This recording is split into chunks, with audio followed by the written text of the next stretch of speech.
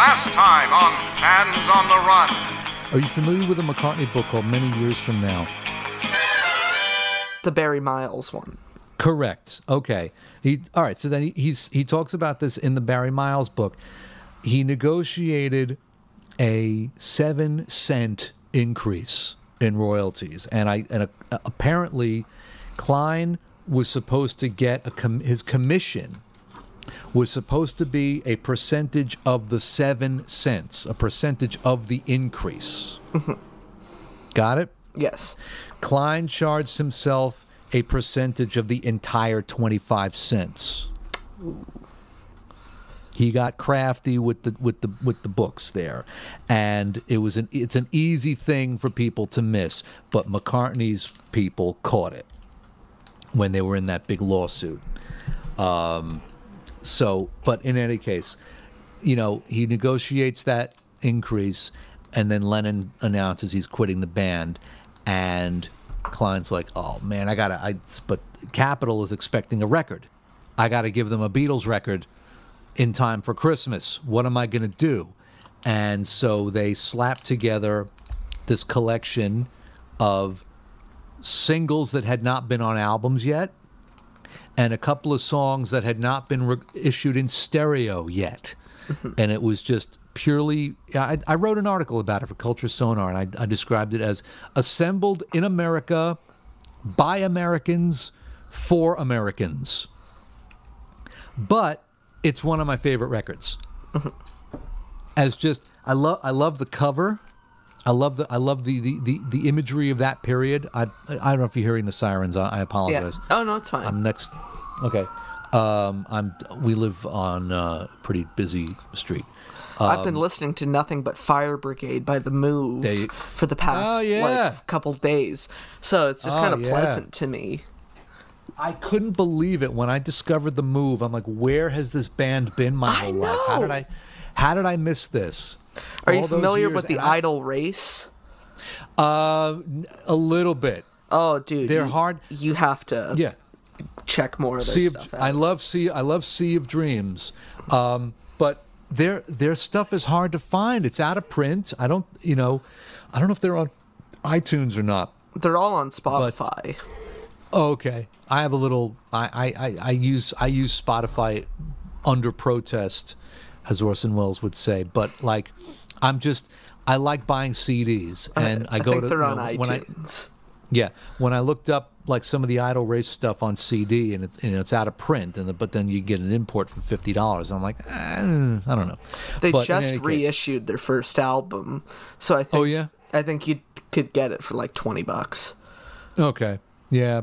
At some point, I'm going to have to take the plunge because I'm a unabashed Jeff Lynne freak. I love everything that guy does. I'm a Jeff Lynne freak too, and then by extent, I'm also a Roy Wood freak. Oh yeah.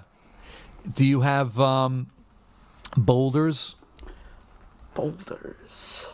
The first Roy Wood solo album. I do not. Is that the one with Wizard? No, Wizard was later. His first solo album was him playing all the instruments himself. I'm going to have to listen to that. A la Todd Rundgren. Engineered by Alan Parsons. That name sounds familiar. And he was, I'll tell you what, man, because I went down a little Roy Wood and The Move sort of rabbit hole. I was listening to a podcast from England called The Word. Okay. And it's done, I think, through, I forget if it's Mojo magazine or Uncut or one of those English rock magazines. And they were interviewing a guy named Thomas Walsh. Do you know who that is? Name again, very familiar. You know the band Pugwash? Name sounds familiar. Dude, you got to check out Pugwash. They're an Irish band. It's really Thomas, and he's had like a revolving crew of musicians over the years. But the band's called Pugwash, and they're an Irish band. And he's like the direct descendant of like his two guys are Jeff Lynne and Andy Partridge from XTC. Okay. In fact, his first record deal, he was signed to Andy Partridge's record label, and so he's like the heir, as far as I'm concerned, to that that kind of songwriting, and he's like friends with Jeff Lynne. He's friends with Andy Partridge. He's like a made man in terms of like the power pop is concerned. And I met him a couple of years ago. They did a show in New York, and I got to interview him for my podcast. And he was like super duper cool. He's this big bear of a guy from Ireland, and he's a funny motherfucker too. You got to check out Pugwash. Get the new album called Silver Lake. I'm just putting it in my notes. Faulkner. Listen to Pugwash, that Tom Petty album, and the Donovan album. Wildflower. Yes. Good man. There you go. So, anyway, so they were interviewing Thomas on this podcast, and he was talking about how he was like obsessed with the Move growing up. And in those days, you know, he'd heard that like the Move they were gonna be showing like a promo film of the Move on like Top of the Pops or something, and like he and his brother were like sitting by the TV with their VCR, like waiting for the song to come on, you know, or whatever. And so I thought, all right, the Move, I got to check that out. And I bought an album called Message from the Country. Yeah, the last one. Yeah, and again, I'm like, you know, like the Words of Aaron, and I'm like, what? Where has this been my whole life, right? So then that led me to get Boulders, the first Roy Wood solo album, and then I see in the credits, engineered by Alan Parsons. I'm like, what? So the next Does Alan Parsons ever get annoyed with you for asking about all these groups? It depends on how you do it and which groups you're talking about. I was super duper aware. Well, first of all, you are part of the job of doing these gigs with these people is to not be a fanboy. You are an employee, right? And I knew, because of the Beatles connection, I knew that I was gonna have to really watch out, and maintain a veneer of professionalism. But you know, I remember one time we were on the road somewhere, and it was a night off, and so we'd spent the day, the band, we'd all gone out hanging out somewhere, and Alan had to go do an interview. And so we're in the hotel restaurant having dinner. I just thought of a really bad pun. You said night off, and I'm like, night off fear. Because the Move. Oh, I don't know that song. Oh. I'm sorry. Yeah, you sounded so excited to make that pun, and it just right in the dumper, as Don Rickles would say. But you know, the first Move song. It's good. But you made the connection, though. Yeah. Okay. Well, now I know. Now I know there's something to listen to. But in any case, we're in the restaurant, and Alan and Lisa crawl back in my hole. No, relax. It's all right. It's gonna, believe me. It never. You know, it's gonna be. You got the rest of your life ahead of you. I only jest. No, so Lisa's Alan's wife, who's also the tour manager, and they're like everywhere together all the time. So, and she's great. So they come in the restaurant, we see them, and we wave them over. I'm like, hey guys. So they come sit down, and we're like, oh, so how was the interview? And Alan goes, oh my God. What was it like to work with the Beatles? What was it like to work with Pink Floyd? Oh, God, the same questions. Oh, no. Like, that, I saw him, like, one time kind of bristle, like, after the fact, because he's such a nice guy. And he really is. He's a wonderful man, and I never had any... It was always a sweet man. They invited us to their wedding. They would send us Christmas gifts. I mean, I can't say enough good things about that guy. And only once did I really see him get like, oh, what was it like to work with Pink Floyd? Ugh, you know. I mean, but that's like, I guess that's kind of what you signed up for when you did Dark Side of the Moon. No, that's not what you signed up for. What you signed up for was to engineer that record. But now you've done this thing that's had this huge impact on the culture, and he's proud of it for sure. I think if there's anything that bugs him, I think it would be the fact that he was just getting his like EMI Studios salary, for working on that record. In case Alan Parsons is listening, I'd like to issue a public apology for my previous statement. Well, no. And I know you are, Alan. I think most of these people are very happy with what they've done, and they, I don't really think I've ever seen anyone that was like, all right, I don't want to talk about this anymore, or whatever. But I think I would come to Alan with stuff that was like out of left field. Like, I remember your, was it Abbey Road? Beatles remaster video, and you asked him something about at the end of "I Want You, She's So Heavy," and there was a tape splice. Correct. Right, he had told me that story, and I will reveal the secret of that phone call. It is the real Alan Parsons, but the phone call was sort of not done in real time. I approached him and Lisa with the idea. I said, I'm gonna do a thing where it's like we're gonna spoof the Ruddles gag. You've seen the Ruddles, right? Million times. Okay, so Roger McGough is the Liverpool poet. Yeah. Actually knew the Ruddles. Yes. Right. Oh, yes. Roger McGough, And I was going to basically... And once I explained it to him like that, he got it. And he was like, oh, yeah, that's funny. Okay, fine. So all I had to do was basically... I called them, and I said, yes, I'm just going to drop in your dialogue when it fits. So I just need you to, like, say yes a few different times, and then, say, yeah, that was me, or whatever. And then, so it is a real conversation that I had with him to get him to say that stuff. But like when you're watching it, I'm just talking by myself, and I've overdubbed, quote unquote, his voice into there. But I would come to him and ask him about stuff that no one else asked him about, like Roy Wood. When I came to him and said, hey, we're shooting the shit at soundcheck or whatever, and I said, oh, by the way, I just got a copy of Boulders, and he goes, oh, yes, like his eyes lit up, like, oh yeah, because no one ever asks him about that. Everyone always comes to him and says, oh, Mr. Parsons, tell me about Dark Side of the Moon, and it gets like, all right, enough already, because it's not Dark Side of the Moon that annoys him. I think it's the fact that everyone who comes to him thinks that they're the first ones to ask him about it. Yeah. And it's that sort of look in people's eyes. So when I come to him and I'm like, yeah, I get the Boulders by Roy Wood, he goes, oh, yeah, sure. And he had a lot of good things to say about Roy Wood. He says, I learned a lot working with him. He taught me a lot of stuff about like studio recording and the craft with engineering. I did a lot of really cool stuff on that record, So the only time I ever had trouble, though, as a sideman, trying not to be a fanboy, was Mickey Dolenz.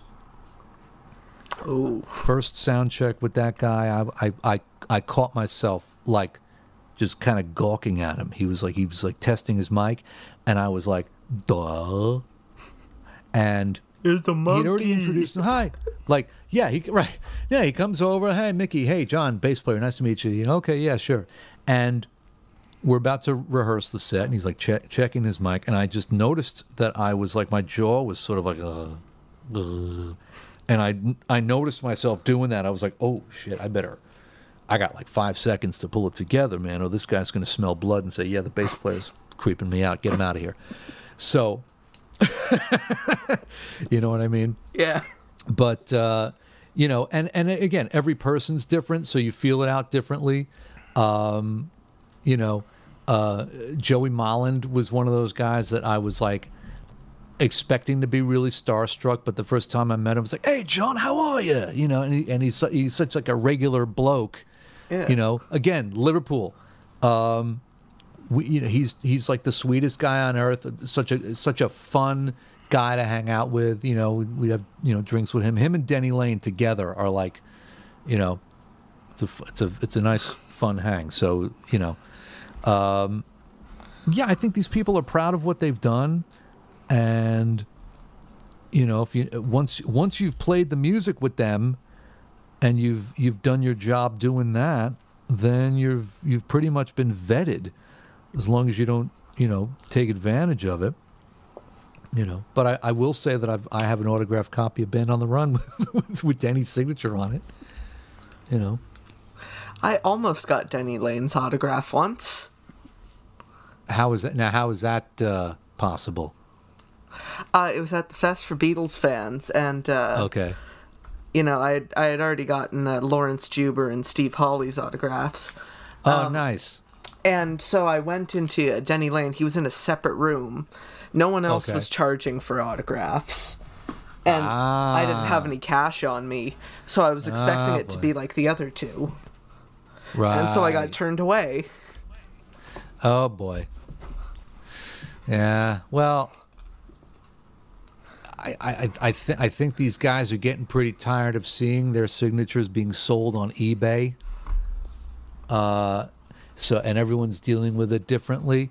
I seem to remember, was it Alan? It was someone that I was playing with had a thing of like I'll sign it but it has to be to someone specific. I wanted that with the other ones, like they had written to Ethan, blah blah blah blah blah. Right. And I'd never be the type to like scalp autographs. Like one of my most prized possessions is the signed Zombies album on my wall. Ooh, which one? Odyssey and Oracle, signed by the 4 alive ones. Nice. We did a show with the Zombies. With Denny. Denny opened for the Zombies. It was like a one-off gig, and at that point it was still just Colin and Rod. Yeah.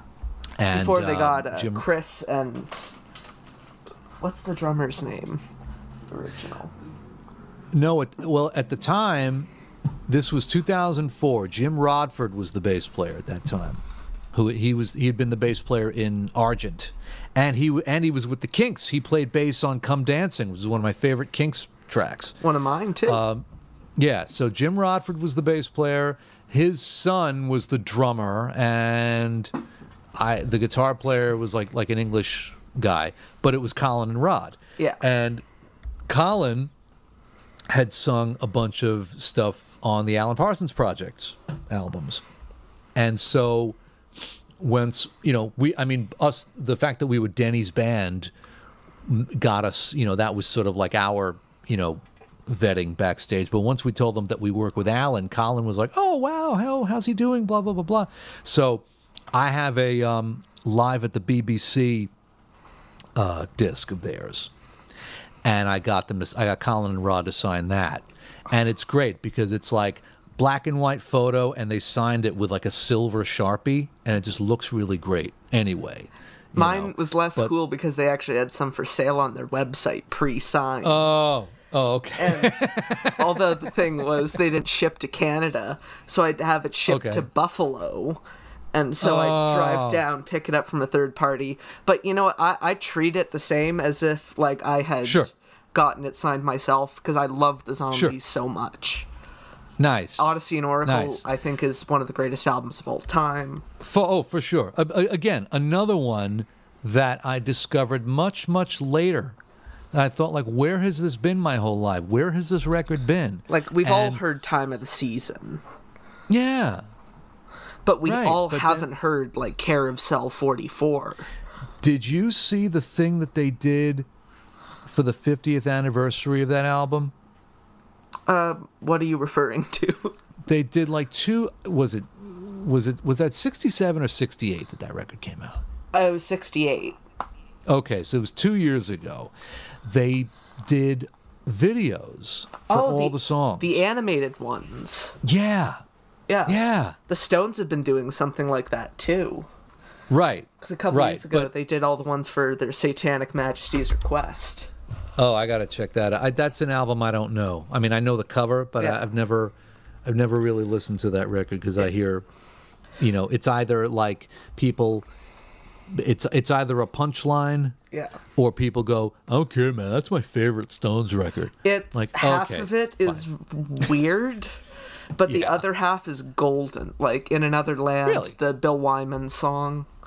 It sounds like it wouldn't be out of place on like the Syd Barrett Pink Floyd albums. Okay. Then I'll have to check it out because I am a fan of like English psychedelia. That's what I've been listening to for the past quarantine.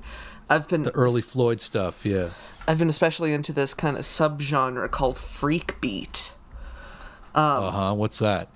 It's basically like kind of the mod stuff, but when it was evolving to be a little more LSD driven. So groups like The Move, they're not really freakbeat, but The Action. Okay. The End, Got Twink, July. Got it. Okay. Yeah. Okay, so then you would probably... Okay, so it's not quite psychedelic yet. It's like 67, 68. Like, it's pretty psychedelic, but it still has that, like, raw, hard edge of, like, the mod stuff. Got it. Okay. Are you hip to the Dukes of Stratosphear? I am not hip to the Dukes of Stratosphear. Should I be hip? Come on, dude. Well, you know who XTC is, right? Yes. Thank God. Okay. So... I'm not completely uncultured. Okay, all right. You know what? Let me take that back. Let me apologize for my condescending tone to you just a moment ago, and let me tell you why. Because I found out about XTC after the Dukes of Stratosphear. Basically, what happened was in, I want to say 85, 86, something like that. XTC they put out a couple of albums, and then as a joke, I don't know the actual origin story of it, but basically the Dukes of Stratosphear is XTC. Basically, it's the guys from XTC pretending to be an English psychedelic band from the 60s. Okay, the premise alone. Oh. Yeah, they went in because it was the 80s. The Dukes of Stratosphear, but Stratosphere is spelled P-H-E-A-R. I'm already on their Wikipedia page. Okay, good. Okay. So they went into like an 8-track studio in someone's shed or whatever, and they did, we're going to do like a parody of like the English psychedelic stuff, and they did an EP called 25 O'Clock, with like backwards guitars and all that kind of shit. And in the 80s, that was considered, it was like the least fashionable thing you could do in the 80s. But this EP called 25 O'Clock was like huge. Hold on, I'm going to be right back because I need to grab something I think you might get a kick out of. Okay. We were talking about uncool psychedelia, and this is... I'm so into it that I own one of these. Oh, wow. Oh, that's great. The old choral. Is it a choral, actual choral, or is it like a It's a reissue. But it's got all the bells and whistles from the choral. Ah, that's fantastic. Like, I can even play the whole solo from Listen to the Flower People from Spinal Tap. Oh, that's great. That's great, man. You know that there was... Okay, so if you know Flower People, you're familiar with the Folksmen then, right? Yes. Okay, did you ever see their psychedelic track? I think so. I can't remember what it's called. If you get the DVD of A Mighty Wind, it was a bonus cut. It was like Children of the Sun or something like that. And it's basically, it's the same premise as Flower People, where they have like the psychedelic background, and it was like, you can see why it wasn't like left in the movie, because it was just sort of like not... it was sort of unremarkable on like but in any case, what was I talking about? Okay, so the Dukes of Stratosphear, they did after 25 O'Clock, they did a full-length album as the Dukes of Stratosphear called Sonic Sunspot, but Sonic is spelled P-S-O-N-I-C, and Sunspot is also spelled P-S-U-N, so... I had read a review of Sonic Sunspot in Rolling Stone back in the day, back in the 80s, when I was in high school. And in those days, I spent most of my money and most of my time at Tower Records. Mm-hmm. There was a Tower Records around the corner from my high school. And, you know, all my allowance money went there. Every afternoon I was there. Every Christmas, I was an easy person to shop for. Get them a Tower Records gift certificate, good to go. And one of those trips, you know, I got, you know, it was like the routine was the same. Christmas, I get the Tower Records gift certificate. And then at some point during Christmas break, that magical week or two between like Christmas and New Year's where there's no school. Yeah. But it's like that lull, like after Christmas is over and there's no school and you can just sort of hang. I would go into the city on the train and go to Tower.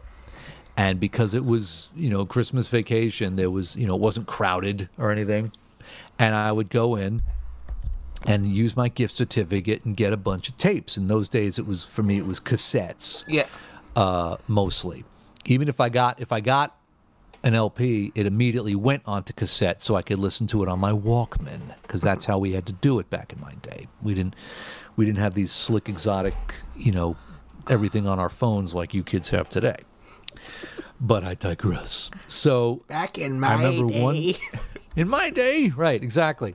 So one of those trips, I went into the city and I got, in one fell swoop, it was, I seem to remember it being Cloud 9, The Cave Comes Alive by the Lime Spiders, okay, and Sonic Sunspot. I was really into, I didn't realize it at the time, that the freak beat stuff, like if this, you know, I'm looking right now as we're talking, I'm Googling like you are, and I'm looking at Joe Meek's Freak Beat, the compilation. And if something like this existed when I was like 15, 16, I would have totally eaten it up, because I was really into that, like that exact sort of nexus between the psychedelic thing but also the hard rock thing, like the Who's Sellout. Oh, I love that album so much. That was like my favorite friggin' record. If I had been hip to Odyssey and Oracle, if I'd heard Odyssey and Oracle when I was in high school, I would have completely lost my shit. If you were on the other side of the Atlantic, you probably would have heard some of this stuff. Because in the 80s, or late 80s, early 90s, there were these great reissues on, I think it was called Bam Caruso, a series called Rubble. Huh. And it's full, and there's an earlier one called, I love this title, Chocolate Soup for Diabetics. Yeah, well, you see, in those days, like I said, there was no internet. There was no YouTube. You know, you had to really seek this stuff out. Like I would read Rolling Stone, or Tower Records had its own magazine called Pulse. Yes. And they would, you know, you would hear these, you know, you'd hear these album titles, and you'd hear these band names, and then you would have to just remember them and then seek them out, you know. So, you know, it wasn't like, what are they called? And then you go on your phone, and then there it is, and now you're listening to them. You had to dig around and find this stuff. Occasionally stuff like that still happens, where it's kind of hard to find online. There was this group that I read about, that the name of the group and the name of the album has put it immediately to the top of my want list. It's called, the band's called Giant Whale, and the name of the album is A Giant Whale Comes Forth, and I immediately want it because of the title. Right. Because how could you not want an album called A Giant Whale? I only listen to music called A Giant Whale Comes Forth now. Right. There you go. Listen, I think that says a lot about who those people are, and you think to yourself, those people have got to be really interesting if they're going to call their band that and title their album that. My wife has an album. Jill has an album that she bought that she didn't even know. She'd never heard of this group. I think she's listened to the album once, but it doesn't matter. But it's a group called the Undertones. I think Okay. I think the group is called the Undertones, and let me make sure I'm getting this right. I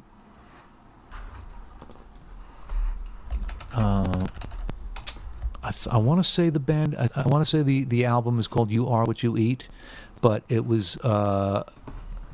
It's basically the cover photo is of a woman wearing a dress made out of meat. It's like meat that's been like wrapped in, it's wrapped in like saran wrap. Let me see discography. That sounds like something out of Spinal Tap. Yeah. Or maybe it's just called the Undertone. Is it the Undertones? I don't know. It doesn't matter. But you know, my wife bought this album because she saw this cover and she's like, "This is insane." You know, but I think that's good. I think the name of the band or the name of the album, if it's or the cover photo, if something grabs your attention, you know, even if the album stinks. Oh yeah. I would rather. I mean, what have you got to lose? You buy an album that's lousy, but maybe it's lousy, but it's like interesting. Yeah. Somehow. Like the Shags. Or like exactly. Or Captain Beefheart. Well, yeah. Well, Beefheart is a different thing. Beefheart's a genius. Correct. But there's like a dear friend of mine, Rich Zucker, is a drummer who I work with all the time, plays in my band. We've done like millions of gigs together. He's like one of my musical brothers. And Rich and I, Rich turned me on to the concept of incorrect music. Oh. Which is basically stuff that is so terrible that it's actually good.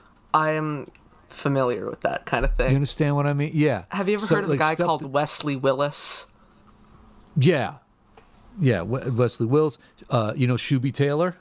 Name sounds familiar. Go check out Shuby Taylor. We also have a thing where we pass around like lousy demos from people. You know, there's a song that my guitar player in my band, Tristan Clark, brought me He says that this is a guy that he knows that sent him a demo. And it's like the drum machine goes for 2 bars, and then he comes in like several beats faster than the drum machine, and he's like do do do do do do, like, and it's like so terrible that it's so funny that you have to enjoy it, you know? I'm going to use this as a segue back to the Beatles. You know what? I could actually use this as a segue back to the Beatles. I had the good fortune of meeting a guy named Ken Mansfield a couple of years ago. The president or the U.S. president of Apple. There you go. Okay. So I wrote to him when his first book came out, and I told him that I worked with Alan Parsons. And he said, and he wrote back, he says, "I was on the roof with Alan, and I haven't seen him since, and I'm a huge fan of his music. I would love to meet him sometime." And I said, "Next time we come around to your town, it would be an honor for me to have you as my guest," which we did. We did a date in California, and I said, "Is this near you?" He said, "Yes." I had a lovely lunch with him and his wife, and I managed to orchestrate. And I told Alan, I was like, "Ken Mansfield's coming." And he was like, "Oh, great." And they had this wonderful reunion between the two of them. It was great. And so I said to Mr. Mansfield, I said, "I didn't know that you worked with Mrs. Miller." And I said, "What can you tell me about Mrs. Miller?" And do you know Mrs. Miller? Again, the name sounds okay. so familiar. She was a lady who put out a couple of records in the 60s, and she sang like this, and she was terrible.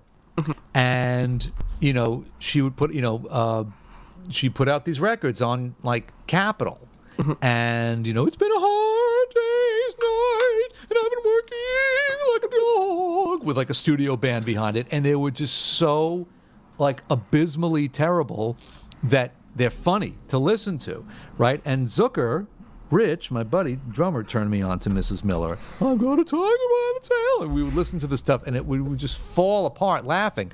And Mansfield mentions in his book, and, having worked at Capitol, handling everyone from the Beatles to Mrs. Miller, blah, blah, blah, blah, blah. And I bring this up to him at lunch. I said, you got to tell me about Mrs. Miller. Like, what happened? And he laughs, and he goes, okay, so what happened was the A&R department, we had these meetings, and we listened to different tapes, and we would decide, okay, this is good, this is lousy, or this one, let's seek this one out or whatever. And some guy who's a businessman sent in this tape. It was his wife singing, and would we be interested? And we put it on, and we all fell apart laughing because it was so terrible. And we didn't think anything of it. Next meeting, we were sitting around, and over the next couple of meetings, they would put on this tape just to have a laugh at the end of the meeting, just to unwind a little bit. They put on that lady again or whatever, and they would sit and laugh. And then one day, someone in the room said, you know what? If we're having such a good time listening to this, maybe there's something, maybe we're missing something here. Maybe there's some benefit to this, and we could maybe turn this into some kind of a product that people would enjoy. If we're enjoying it this much, maybe other people will enjoy it. So just almost as a joke, they signed her. And I said, let me guess. So then she turned out to be like super sweet and humble, and she went along. And he goes, no, she was the biggest pain in the ass diva you could ever. She didn't. What made it sort of funny was that she didn't get the joke. Like, she thought that she was a great singer. I know someone exactly like that who's around nowadays. He's a friend of mine. Ooh. It's the same thing. Well, is it as a musician, you mean? He's a musician, singer, puts out his own stuff. And they don't, right. And no one has the heart to tell him, like, listen, I may have to send you don't this. drop. Okay, yeah, sure. But, that's part of it is, music is such a subjective thing. Yeah. You know what I mean? If you're lousy, but the room is full and people are cheering, yeah. Who's to say? But, there's also the Dunning-Kruger effect, where like the exact, how do you describe it? It's sort of like the degree to which you don't know anything is going to cause you to not know, like people, like someone who's so stupid that they don't realize how stupid they are. They just kind of get caught in their own head. Right. And that happens a lot with music and musicians. So how are you going to pivot this back to the Beatles? I thought I have a way. I have a way. Story. Okay, go for it. Back to the subject of crazy album titles. Okay. Kind of related, but I have another one. A group, Dave D, Dozy, Beaky, Mick, and Titch. Again, amazing name. But they have an album that came out in, I think, 1967 called If Music Be the Food of Love, Prepare for Indigestion. And then there's a Beatles bootleg. See, this is how I'm going to pivot it all back. Right. That I actually bought when I was in your neck of the woods. Okay. From, what's it called? There's a famous record store in the Village. I'm trying to remember the name. Revolver? Not Revolver. It's Sounds? I have it. It doesn't matter. Run by a grumpy old guy. They all are, but in any case. But it's a bootleg of Hamburg called The Beatles versus the Third Reich. I mean, it cost me dollars. Yeah. But I didn't care. I didn't care. I needed to own that.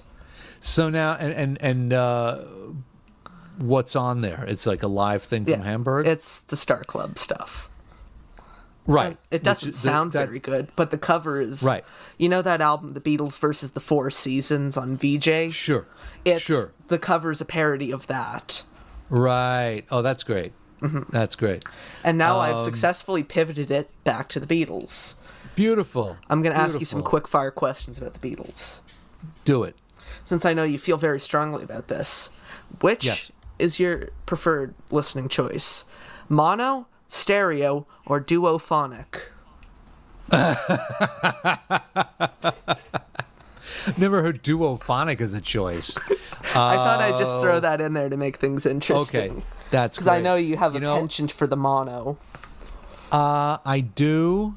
In fact, your review back in 2009 of the mono box was what convinced me to buy the mono CD box.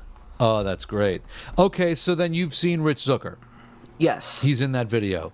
He's the one saying, to be honest, it beats the stereo box. Yeah, I borrowed. He's mono. Who listens to stuff in mono anymore? Right. That was how little. Again, you talk about reheating the knowledge you've already got. I just assumed like that mono was like the inferior, like the cheaper version of like that stereo was the proper deal. I didn't know that they were meant to be done in mono. In fact, in that video, you see me interviewing my friend Tommy Williams, who's a guitarist. I don't think anyone can see it anymore because something with copyright gotten pulled. Yeah, in fact, I found the raw footage from that video. Do it, recently. please do it. I want to see these reviews again. Well, what I want to do is, again, this was when YouTube was like brand new, and there was nobody was talking about monetization or anything like that, and I would just drop in audio clips of songs. And so what I want to do is repost them, re-edit them without the Beatles audio and maybe make like dummy tracks or something like that. But to answer your question, mono versus stereo, I hate to say it, it depends on the album. Mm-hmm. For some reason, I love the stereo Hard Day's Night album. The English Hard Day's Night in stereo is... Like, I just love, there's something about the sound of that record in stereo that's just so airy. It's still powerful. But I'm trying to think of a mono record that the middle period stuff. First time I heard, the face I made in that video was not staged. The first time I heard Paperback Writer in mono, it was like a smack in the face. It kicks the stereo version's ass. Totally. Because awesome delay on the vocals right after, the verse. As it's fading out, paperback writer. Well, there's the delay, but from the very beginning, my whole life, I listened to that song on the Hey Jude album. And with the stereo mix where it's like the entire band panned to one side and then like the bass and the vocal and the lead vocal and the tambourine in the center, know, and I never really, it didn't, and I got it. I love the song Come on the Radio, but hearing it like that guitar intro with the snare drum up in your face like that. A good compromise is the remixes that have come out over the past years. The one issue that came out a couple years ago has a pretty good stereo version of Paperback Writer. Oh, really? Okay. I have that CD. I gotta check that out then. It's not like the original 2000 one. It's they did it all again in 2015. Ooh, and it sounds pretty decent. Yeah. Not quite mono, but, it's the best stereo version you can find. Yeah.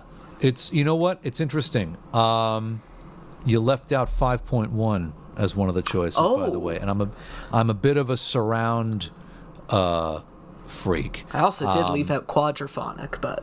Quad is an extension of 5.1. In fact, speaking of Alan Parsons, he is a big proponent of mixing music in surround. He was really heavily into quad. When quad was happening in the 70s, he was really into that shit. I've got a copy of his quad mix of Dark Side of the Moon, and I was never really a huge fan of that album until I heard the quad mix. And it's that album with the rear speakers, with us circling the room like that. Yeah. It's amazing. I feel like I'm cheating myself because I don't have a proper, 5.1 or any sort of surround setup. Yeah. Not that you're cheating yourself. I mean, you can get a functional surround system for not a lot of money. It's just a rabbit hole. When you start to think, you get your appetite whetted, and then you want more. My system was a very basic, like, DVD player that had the speakers and the subwoofer plugged directly into the DVD player. And it did the trick up until they started putting out surround mixes on Blu-ray only. But, and it took some time, but we put the system together. So we have the Blu-ray player, I've got a tuner, and I just got a new set of 5.1 speakers. I took all my birthday money this year, and I got a new set of speakers. So we just got to hook it up, and then I can put my put on my surround mix of Abbey Road from the box set there. But the 5.1 mix of Pepper, I got to say, is pretty outstanding. I'm going to take your word for it. Yes. The closest I've heard is when they did the re-release of Yellow Submarine, I heard the soundtrack, in the theater in 5.1, and it kind of blew my mind. Yeah. I mean, it's some of that stuff when they go remixing things, it can be a little bit like New Coke, Like the 1987 Rubber Soul mix. Right. Hot garbage. Yeah. A lot of people were unhappy with the 87 CDs in general. I think, as I understand it, they had kind of, I think they had set a release date for Sgt. Pepper. Yeah. I think they were determined to put out the CD of Sgt. Pepper on the 20th anniversary for the whole of that. It was 20 years ago today. It was a whole 20 years ago today situation, and for whatever reason, all of the albums had to be out by that date. It was pretty, and to me, I think you might have seen one of the videos where I actually tossed my old Rubber Soul disc aside. Do you know what's interesting though? Yeah.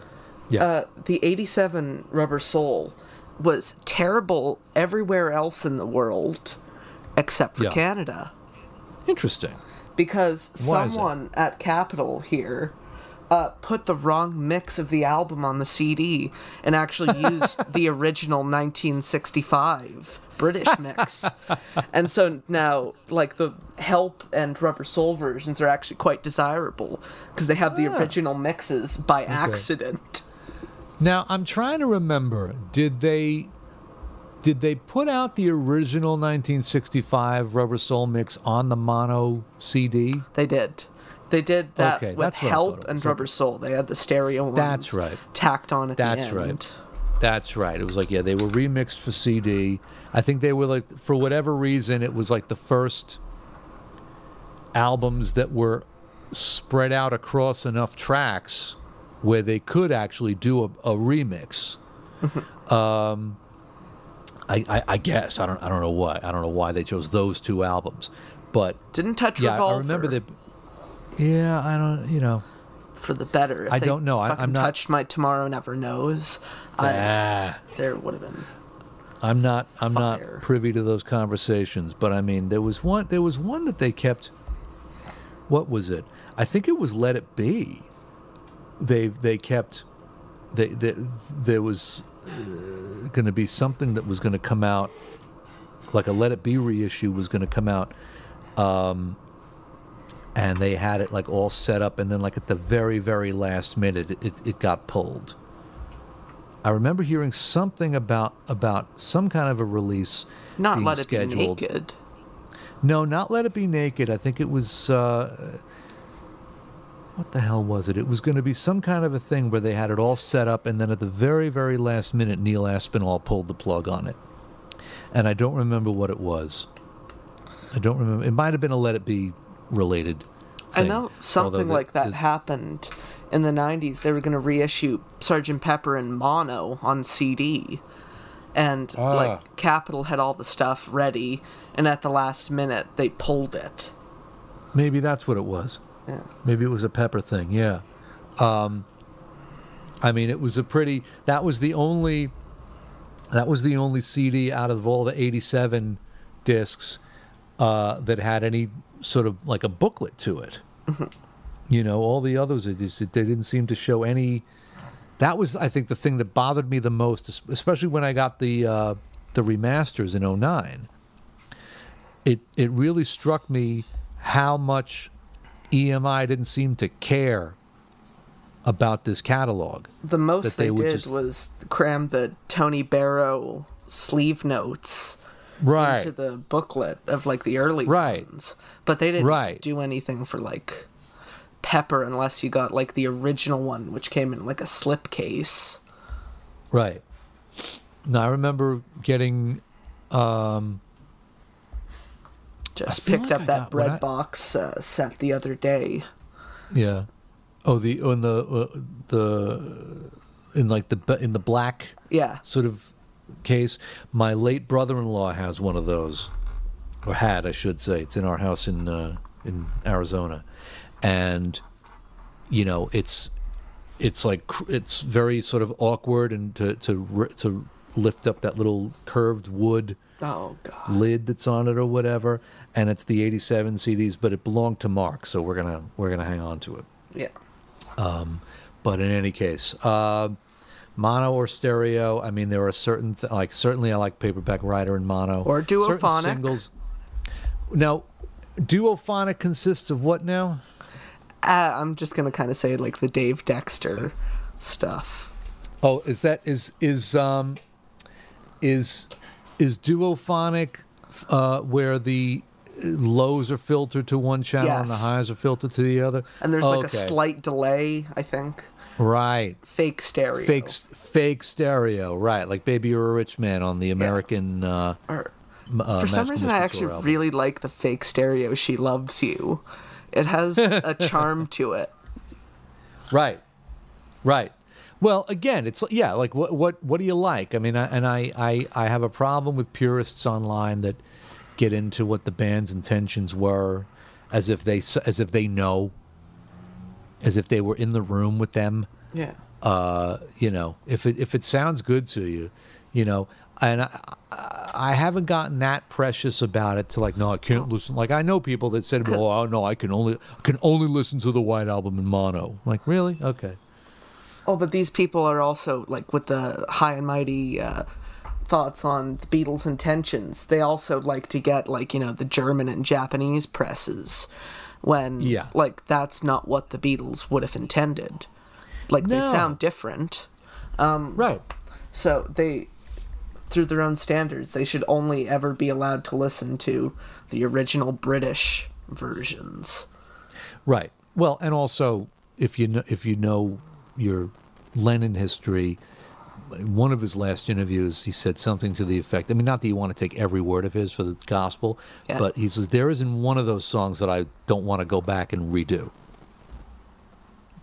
You know, like I think trying to presume to know what the band's intentions were is kind of is dubious at best, because you don't know that they were 100% pleased with how things came out. Yeah. Anyway, and I do know that apparently Neil Aspinall was doing some kind of press junket for one of the anthology things, and somebody was asking him, you know, what was the band's take on, you know, some of the American albums, you know, like the Beatles' second album, for example. I think there's even a clip of George Aspinall Harrison. looks at him. Oh, sorry, continue. No, I was just saying, Aspinall looks at the guy for a second, and he goes, you mean to tell me that the Americans actually put out something called the Beatles' second album? Like, he just couldn't believe that, like the least imaginative title you could ever... and that was also the other thing why Dave Dexter got such a bad rap is that right after John was killed. Oh, he did that. He wrote an editorial. He did an editorial for Playboy, and he said, you know, I had a hard time with that guy because, like, whenever they went to America and they would meet with the Capitol brass, Lennon was the guy who would complain, you know, about like the choices that they were making with the albums, and I thought it took brass balls to write that at that time when everyone was making him out to be, you know, John Lennon. For him to really tell the truth and say, like, yeah, he was a great artist and everything, but I found him very difficult to work with because he could be very confrontational. And I've met quite a few people that have confirmed that you did not want to get on that guy's bad side, man. It's like, who was it? Philip Norman, like the guy who did Shout, did this. Sure. He did this editorial after George died. Oh, yeah? Was so kind of nasty towards George that the paper who put it out actually had an apology the next week. Really? Yeah. Interesting. I missed that. Send it to you. Okay. Yeah, I don't. Yeah, Philip Norman is, you know, I'm not mad at him, as they say. You know, he's. I mean, to write a book like Shout is an effort, and you know, to tell that story. But there's a lot of, what's the word I'm looking for? There's a lot of interpretation and speculation on his part. I feel like, you know, and sometimes you just, you know, you don't. The sort of getting sort of very, very poetic about it at times, but again, you know, you talk to 4 different people who were there, and you're going to get 4 different versions of the story. Yeah, you know, history is a very strange thing like that, and again, like, not to toot my own horn, but having met enough people who were in the room, like when Alan Parsons corrects you about stuff. We were trying to figure out, Godfrey Townsend, the guitarist tonight, we're trying to figure out the chords to Every Night off the first McCartney album. Yeah. And, you know, we're sitting there, no, it's this. And Alan goes, actually, I was on that session, and it's like this. And it was like, oh, okay. Really? You learn really quickly not to assume that you know anything. Just, you know, you can only know what you've read in the books, and you don't know what if the person who wrote that book has some sort of an agenda, or if they've got some kind of an axe to grind.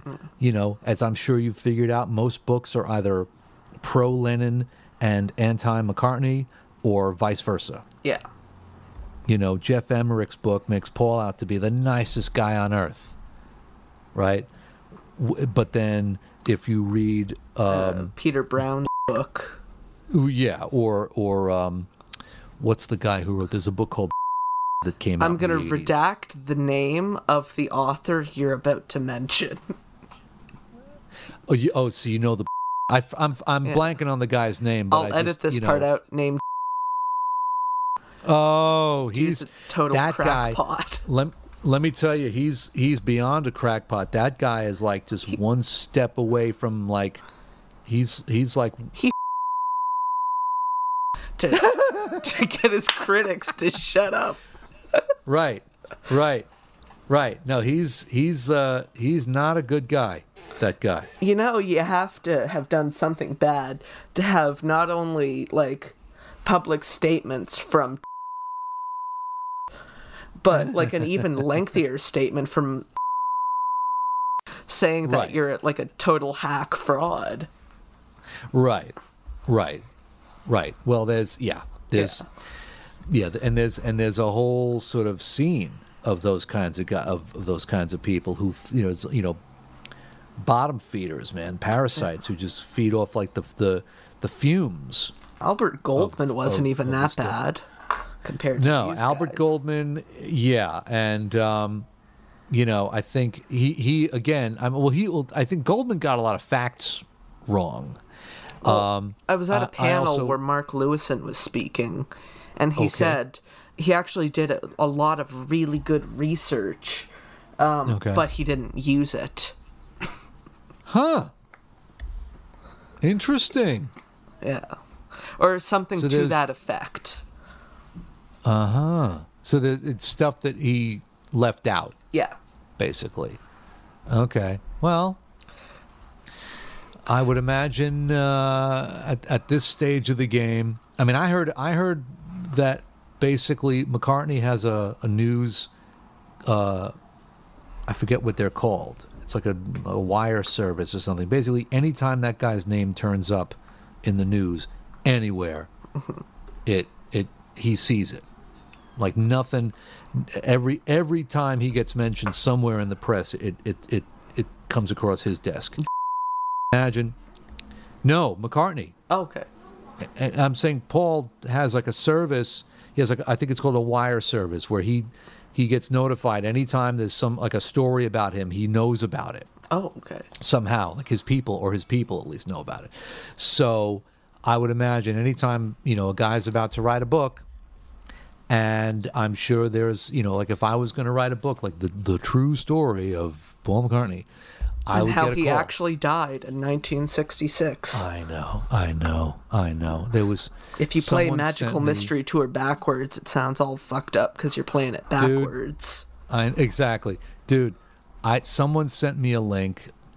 People, because people know, they know of my obsession. Yeah. And they send me Beatles related things and go like, "What do you think of this? Have you seen this?" Yeah. And it was like a video.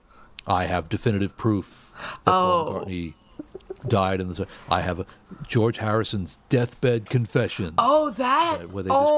God, right. That's right. Terrible. With the guy like, this is George Harrison, like the worst imitation Liverpool accent. It's called ever. The Last Testament of George Harrison. Like, get out of here! Come on. And listen, I love conspiracy theories as much as anybody. And they keep talking about this guy, Maxwell. Right. It's like within 5 seconds, I'm like, yeah. And they're giving clues from Rubber Soul, an album that came out before Paul died. There's a reason why I don't go to Strawberry Fields in New York anymore. Besides the fact that you can't now, right? But I used to go on the anniversary of John's death, or when George died, I went there, or you go on George's birthday, whatever the days are that you go. Just the freaks that would show up. There was this one guy who had a whole conspiracy theory that the author Stephen King had killed John Lennon, and he's showing me this paranoid if you read this newspaper article, you turn it upside down, these words spell out this. Just crazy, this guy needs to be locked up, And I just, I gotta, this is not. Is that because Chapman, I listen to that music. kind of looks, if you squint hard enough, like Stephen I think it was King? something like that. There was one I saw. No, you know what? Yeah, well, there's that. There's also, I looked at this guy's website, because of course he has a website. Of course. And it's 8 pages describing how he got kicked out of his apartment, how his wife divorced him and everything. But I would not stop seeking the truth. And that's sad. Here's audio, and he goes, "Here is audio of Paul thanking me from the stage. You can hear he clearly says that you're doing a good job." And the guy plays the live version of "Fool on the Hill," which I don't know if you've heard the live version of "Fool on the Hill" from the '89, '90 tour where Paul Tripping the Live, fantastic. Right, and he plays a clip of Martin Luther King saying, "We as a people will get to the promised land," right? As memories of the '60s, right? Yeah. and it's like a very powerful moment with cuts to the Martin Luther King audio. So the guy plays that and says, "This is Paul saying, thanking me from the stage for all my hard work. For you're out there telling the truth." And it's Martin Luther King. Hey, I know. Yeah. So. Oh God. Yeah. Mental health. Yeah. All right. What other Beatles stuff? Because how long have we been on? This is like 2.5 hours. Right? Like an hour, going in on 2. I have like 2 more questions, and then go for it. Okay. What's your favorite Beatles song / songs? Oh, for God's sake! All right, so you're gonna have to ask me. That's gonna have to be like right now. Yes. Meaning, like, What are your favorite Beatles songs today? Today, I would say I still have the hots for Rubber Soul from listening a couple of days ago.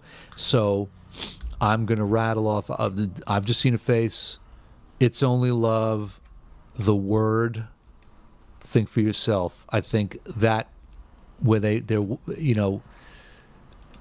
there's just something irresistible about I've Just Seen a Face that I can't describe. In fact, I listened to the McCartney Unplugged CD like yesterday or 2 days ago, and all my troubles seem so far away.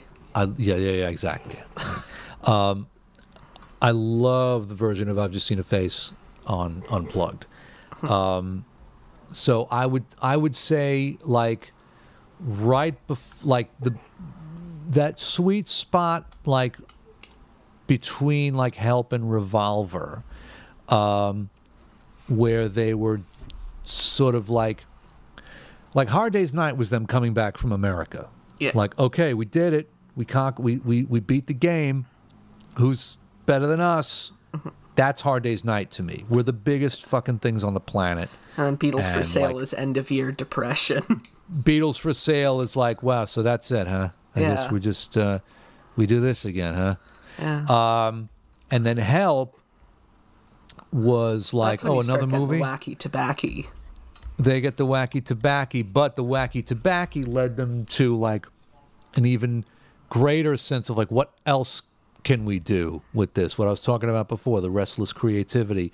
And then it started infecting the songwriting, and I think Dylan became, I don't think they were influenced by Dylan directly, like let's try to sound like Dylan.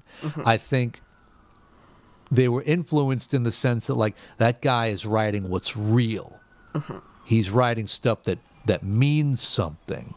So I think watching those guys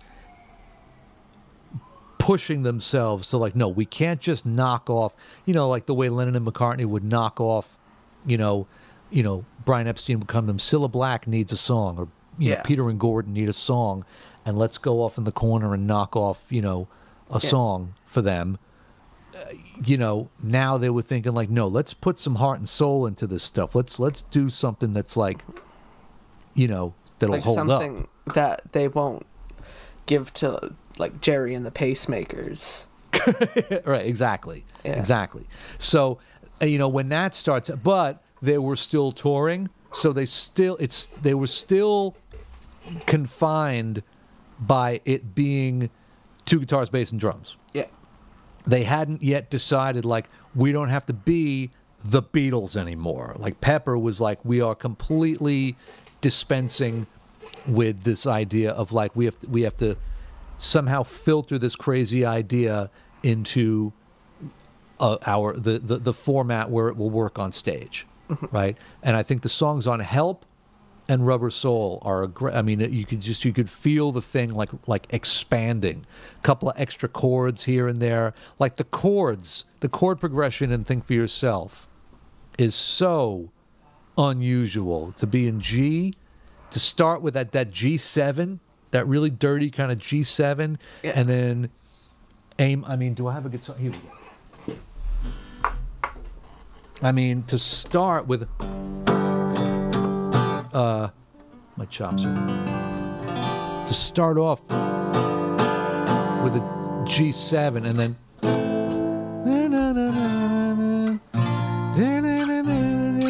Like A minor D minor, B flat to C to G. It's just such an odd direction to go in. He's like, and of course the killer fuzz bass. Oh yeah, yeah. He's just circumnavigating the harmonic center, the two minor, the 5 minor. It's crazy, and and then the fuzz bass, and then the harmonies. You could dissect any strand of that stuff. The songwriting alone is, top notch, but then so is the arrangement and the production. Just sonically, the way they would make things sound. Never mind like what they were playing, So like right now, this moment, Help, Rubber Soul. Okay. Even though Help's got a couple of, the English Help's got a couple of clunkers on there. What is your least favorite Beatles song? Tell Me What You See. That's it. I love Mr. Moonlight. I don't know why people give that problem. Give that song such a. Well, I don't know why.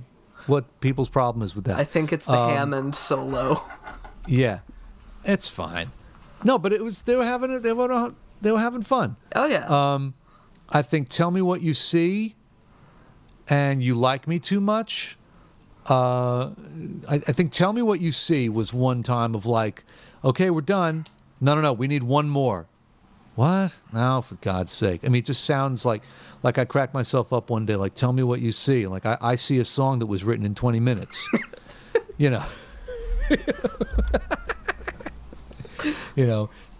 like me too much. Like, yeah, I don't like this song too much. Yeah. It's like, well, those are really but again, in a catalog that goes, I mean, if you think about it, from origin story to breakup was 13 years. I mean, didn't Guns N' Roses take 13 years to make their last album? Didn't Chinese Democracy take like 13 years of like stops and starts and false starts and personnel changes? The thing is with Guns N' Roses, I don't care. And from what I've heard of that Chinese Democracy album, if only it had taken another 20, so we wouldn't have heard it. Yeah. Oh, that's so funny. Whatever. I got nothing against him, but I just, John meets Paul in 1957. The band breaks up in 1970, and in that period of time, like, it was everything they did, So anyway, that's right now favorite stuff right now. Tail end of Help, Rubber Soul. Okay, you gave a favorite album, which is the American Rubber Soul. Do you have a least favorite? And keep in mind, you can pick British, American. I even allow compilations. Because sometimes people have a hard time, picking a least favorite. So I allow, the rock and roll music, love songs, that kind of shit.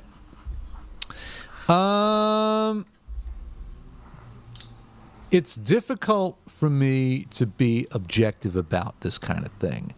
Are you familiar with real music? Yeah, you're not the first person who said that. Okay. I got that album for my 10th birthday.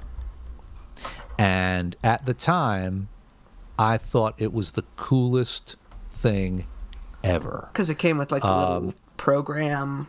It came with a booklet and pictures, and I love all the songs on there. And the cover's really cool. Yeah. And it was just great. And I just remember, that birthday was really fun. I remember I got that album and Pac-Man Fever. Oh, by Buckner and Garcia. Correct. Oh, my man. Pac-Man Fever. That's great. Cause I got Pac-Man Fever. Oh, my God. Dude, it's like, I feel like I'm talking through time to my past self.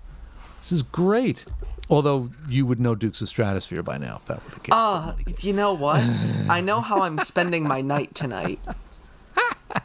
I'm listening. Okay. Because I pulled up the Dukes of Stratosphear wiki and said something about XTC killed off the band in a horrible sherbet accident.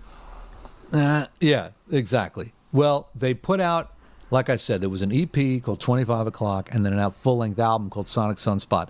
And then they combined the both of them onto an album, onto a CD, a single CD called Chips from the Chocolate Fireball. And it's someone like yourself who loves the freak beat stuff. It is a must own. And then I want you to go straight to Pugwash after that. Okay. So I have written down Pugwash and then the 90s Tom Petty Donovan thing. Yeah. Yes. And then Dukes of Stratosphear. Wildflowers and Sutras. Okay, so least favorite Beatles album, it's difficult to say. Looking at real music as an adult, like if that album came out now, I would be like, what the hell do I need this for? You know, a couple of years ago, they put out, I want to say it was a collection called Revolution, where it was like all the rockin' tracks. Oh, Tomorrow Never Knows. Maybe the it was one for iTunes. Yeah. And again, as a jaded adult, I'm like, what the hell? Who needs this? You know, 20 greatest hits. I thought was like a money grab. They don't even have the best versions of the songs on that one. There you go. They have like a neutered version of Hey Jude. Right. A lot of people were. You know what? I'm not a fan, and I don't know if this is going to polarize people. I'm not a fan of Let It Be Naked. Oh.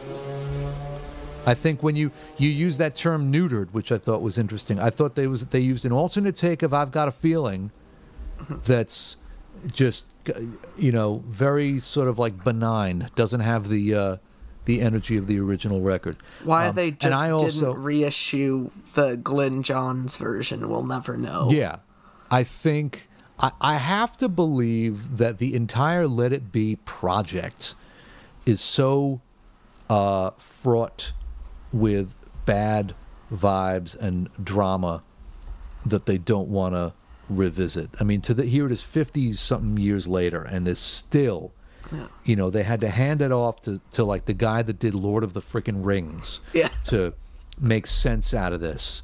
You know, a guy who specializes in like 3-hour, you know, epic things to sift through all that stuff. Well, he did do that good World War I documentary. Yeah, and well, you know, I mean, Let It Be was basically, you know,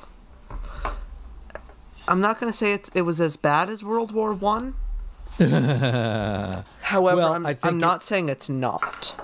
Well, in terms of a historical document, you know, I think it's important, and you need a guy with that kind of skill, that kind of patience to sift through 25 hours of, I mean, what were they filming? All day, every day for a month, you know. Yeah. That's a as Jerry Seinfeld would say, that's a pretty big matzo ball you got there. So, you know, I'm curious to see what they turn up with.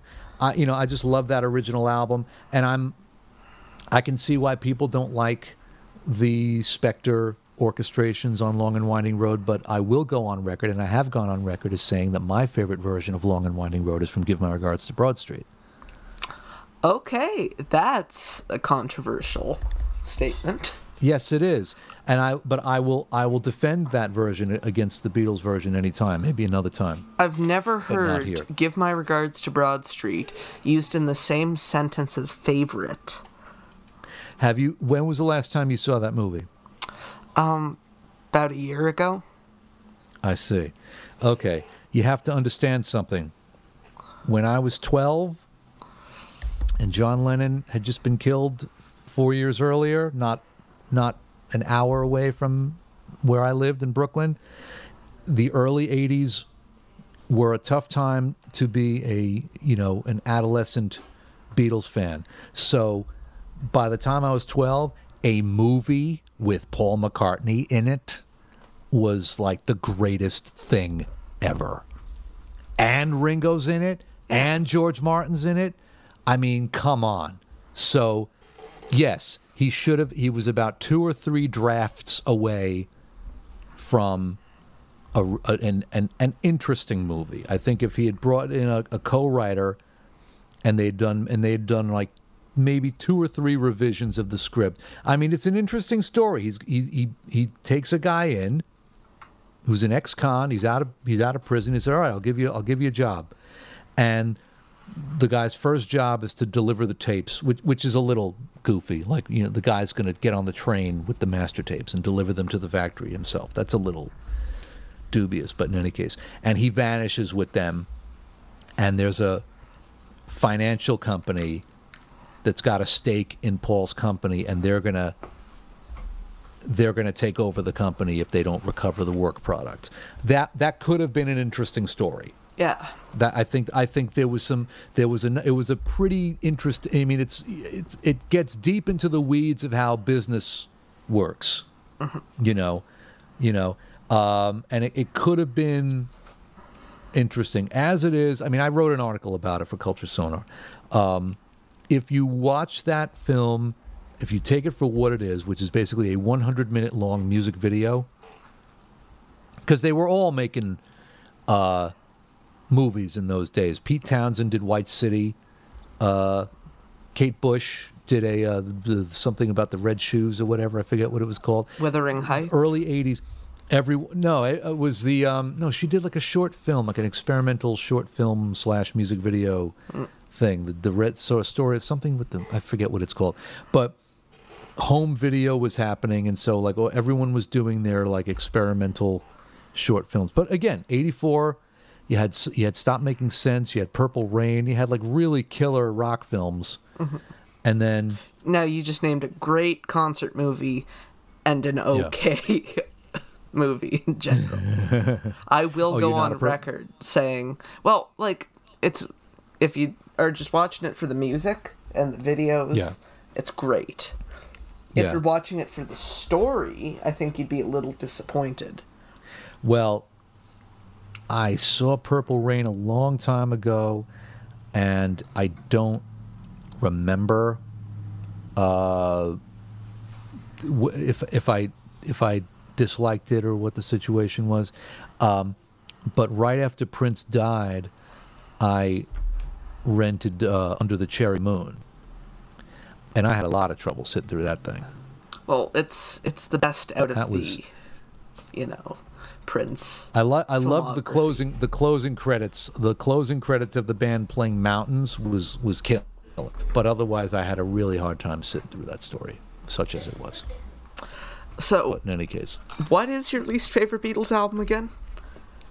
My least favorite Beatles album. You said Let It Be Naked. A bunch of. I think I would have to say Let It Be Naked. 20 Greatest Hits was kind of useless to somebody like me. I'm not a. It's like, okay, big deal. You know, I just thought it was. But again, I don't get mad about this kind of stuff because I understand you've got, the people at the label have they have an obligation to keep exploiting the catalog. Yeah. And how can we repackage this stuff in a way that will attract a new young audience? So, it doesn't bother me, but like if I don't dislike the one album per se. I dislike people who call themselves Beatle fans because they have that record. Yeah. Oh, there's the great you know what I mean? In this podcast that John Mulaney does with Nick Kroll.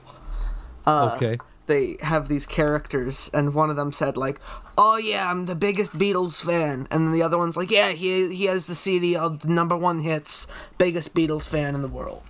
Yeah. Oh, so there you go. So they know what I'm talking about. But out there, I'm sure one was someone's introduction to the Beatles. Like I think it's Kid O'Toole said 20 Greatest Hits was hers. Interesting. So to different people, like these seemingly useless compilations were probably their gateway to the Beatles. Well, I mean, useless in the sense that for someone like myself, whose father owns every album, my mother's got most of them, my stepfather's got most of them, and I have all of them, so I don't need a collection like 20 Greatest Hits. It doesn't serve me any purpose. I'm not going to rush out and buy that. But if somebody's got if they've someone younger that's never heard of them before, and that's the first thing that they get, then right on. If that's the gateway, then by all means. And I don't expect people to be as, Trekkie about it as I am, or as you seem to be. Oh yeah. You know what I mean?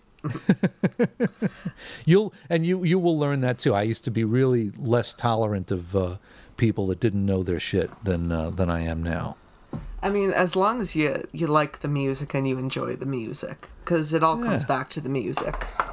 Even if you don't like it, that's cool too. I don't expect people to like it, but don't write it off. Don't tell me that they weren't important. Was there? I think the so. Could you address that last statement to someone named Dylan? Friend of mine makes that argument all the time. Who does Dylan think is more important? Velvet Underground. Oh, please. There'd be no Velvet Underground if it wasn't for the Beatles. The Beatles created a social environment around music. Around, it was the Velvet Underground was spawned from a social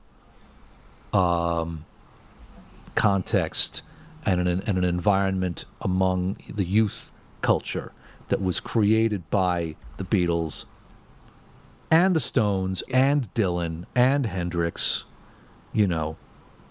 So to say that the Velvet Underground were more important that's just silly, So, John. That being said, I also think that the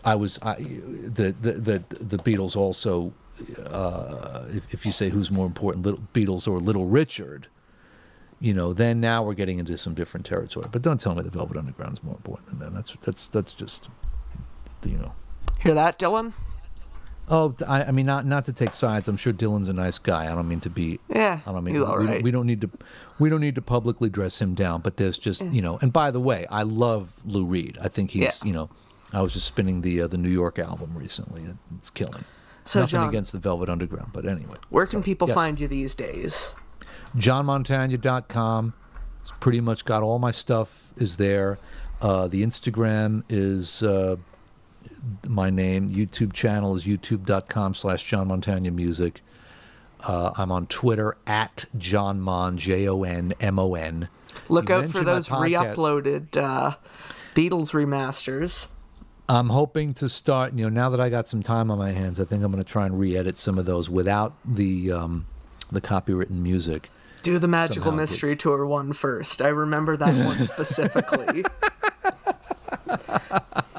That one took a long time. That was my first, let me get some other people. Oh, Rich is in that one, too. Yeah. You and Tom. The and they Beatards. Right. Which, by the way, I have to... Two things about that word. I have to credit Mark Hudson for coming up with that phrase. He was the first one to use that phrase.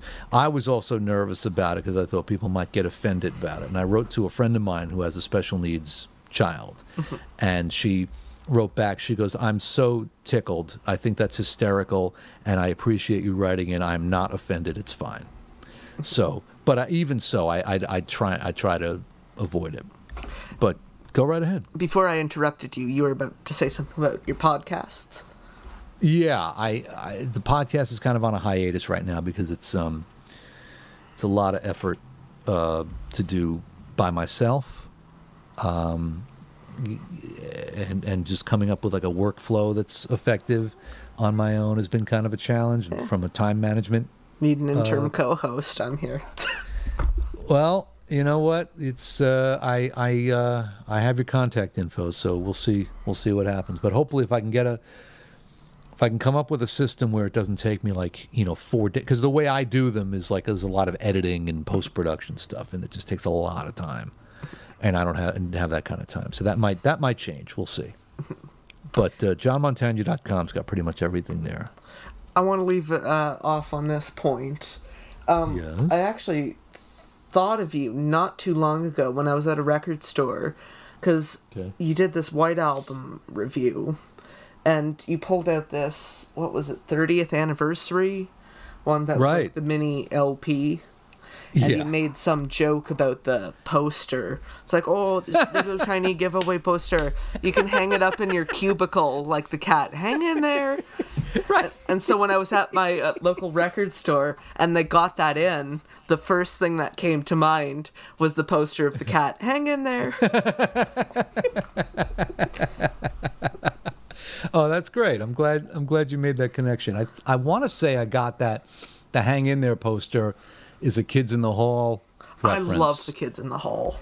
I think the two Kathys sketch, I think one of them has the Hang In There poster in her cubicle. Right? I've been watching a lot of Kids in the Hall lately. Oh, yeah. Yeah. They're sort of like a real, like, are they more of an institution up where you are than down here? I don't know. Okay, because I mean, it's like people, you'll meet people that are into Kids in the Hall in America, and you're like, oh, wow, cool. But it's not like it's not something that like everybody knows here. Well, I think it was more popular here because it was on CBC, right? Not HBO or whatever. Right. Well, I got them. They were on what's it called? They were running them on Comedy Central. Oh yeah. You know, so this was, you know, and it was, I think they'd already been on off the CBC for a minute, and then I think the beginning of Comedy Central was like one of the first things that they ran was Kids in the Hall, and I had a roommate in Boston, Trish, who was a major fan, had all of them, all the episodes on VHS, and at the time I was working in a cover band, so I was playing gigs at night. She'd be at work during the day. And I'd be in the apartment by myself just watching her Kids in the Hall tapes over and over again all day, you know? Yeah! There you go.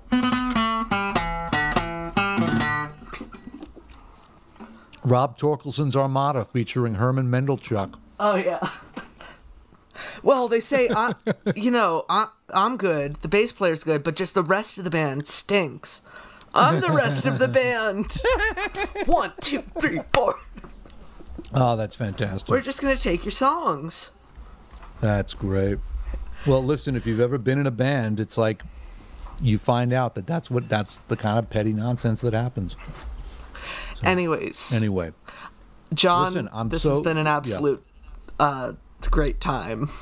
Oh, yeah. Thank you for asking. Music conversations, personal kind of therapy, trying to talk me out of my self-deprecation. Yes. Anytime. I'm here for you. All right. Anything you'd like to say?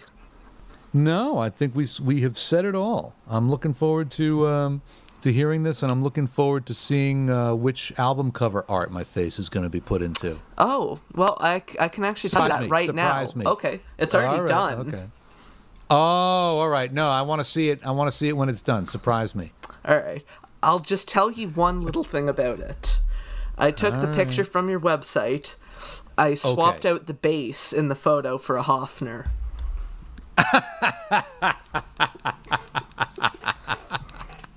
Okay. Kept it right-handed. I could have given you a photo of me with a violin bass. I've got a violin bass, but I think gives it's me more of a challenge. All right. Okay. All right, and to everyone out there listening, thank you. You can go home now. Bands on the Run is produced by Ethan Alexanian. Additional voiceovers by Richard Phillip. This has been a Showtown production.